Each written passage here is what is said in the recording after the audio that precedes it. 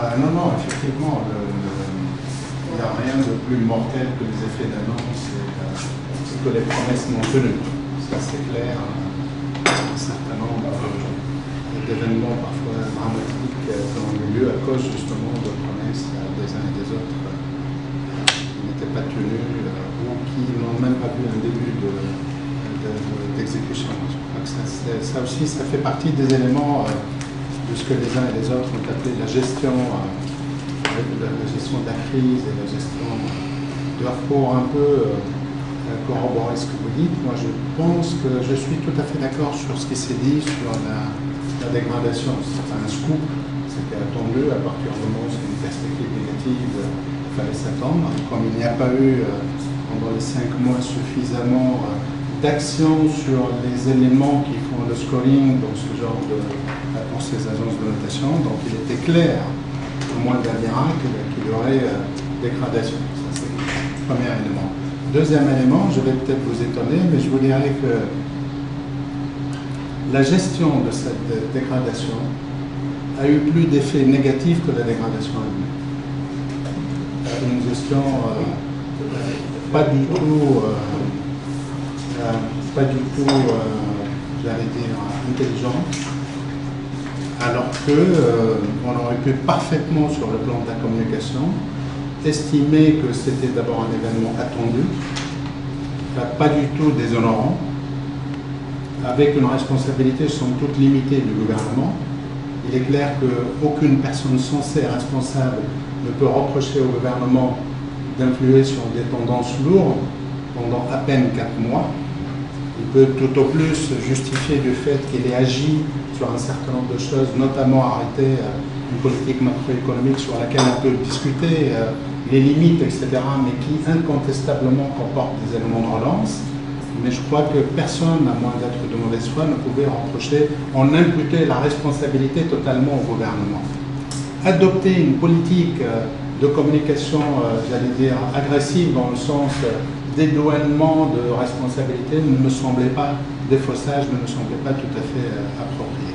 Ça, c'est le premier élément et c'était pour corroborer un peu aussi de ce qui participe de cette communication qui ne me semble pas tout à fait bien étudiée. Deuxième élément, c'est qu'il faut qu'on se dise une fois pour toutes qu'on a fait un passage d'étape en Tunisie.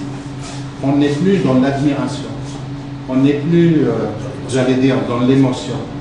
On est passé à la phase explication.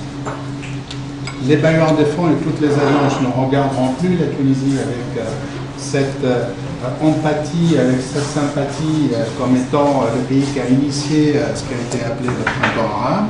Maintenant, tout le monde va regarder d'un peu plus près tout ce qui touchera au pays et par conséquent va juger sur des éléments concrets. Ça, il faut se le dire une fois pour toutes. Il n'y a aucune sympathie, aucune émotion, aucune empathie à attendre des aussi tentés que l'on puisse être dans cette position-là, à attendre des partenaires qui regarderaient la Tunisie d'un peu plus près. Ça, c'est un élément. Troisième élément qui me semble aussi participer,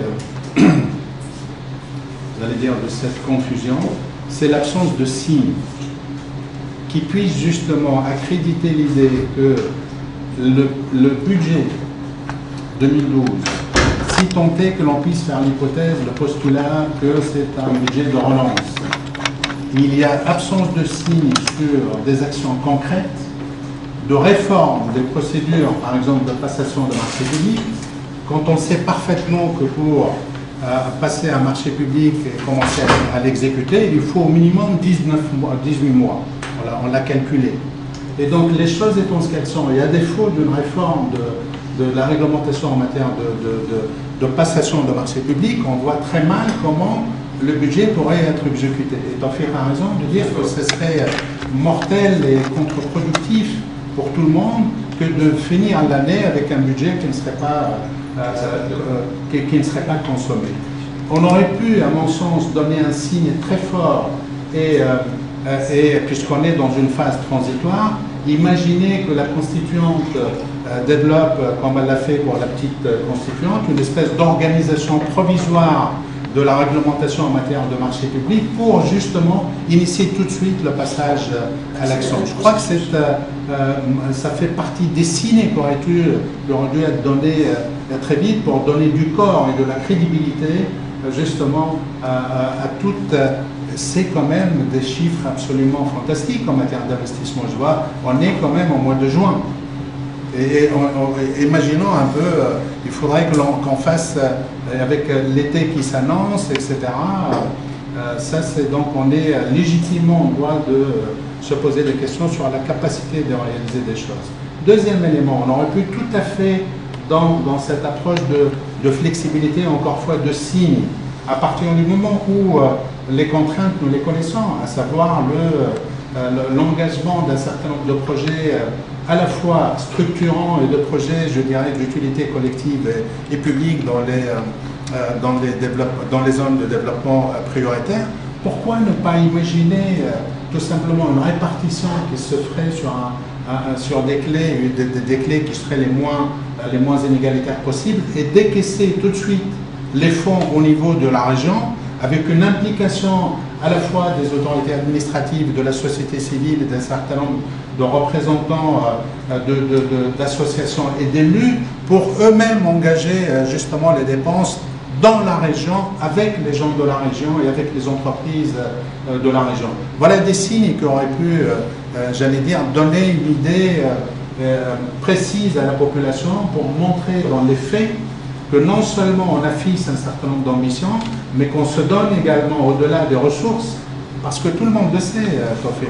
En Tunisie, on a toujours eu un problème d'emploi et pas de ressources. Ça a été toujours mon point de vue. Je crois que les faits actuels le démontrent. On a une incapacité à générer et à formuler des projets intéressants dans tous les domaines. On a une incapacité à mettre en œuvre rapidement. Et le pire, c'est qu'on connaît le blocage et qu'il faut agir sur ces blocages, qui sont une réglementation publique qui est tout à fait obsolète, une administration qui est incapable de prendre des décisions à temps, etc.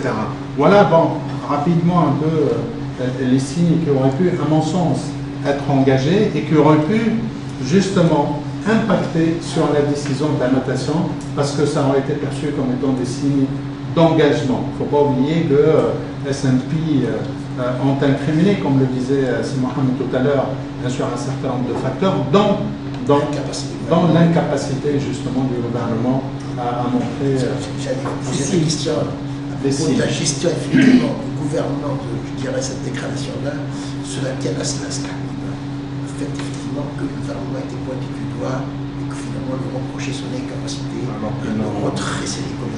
C'est la raison pour laquelle effectivement le gouvernement a réagi. A surréagi.